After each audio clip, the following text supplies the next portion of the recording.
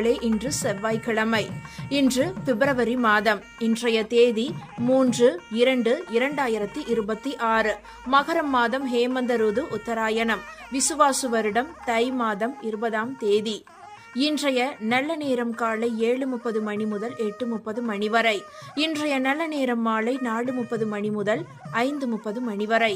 கௌரி நல்ல நேரம் காலை 10:30 மணி முதல் 11:30 மணி வரை.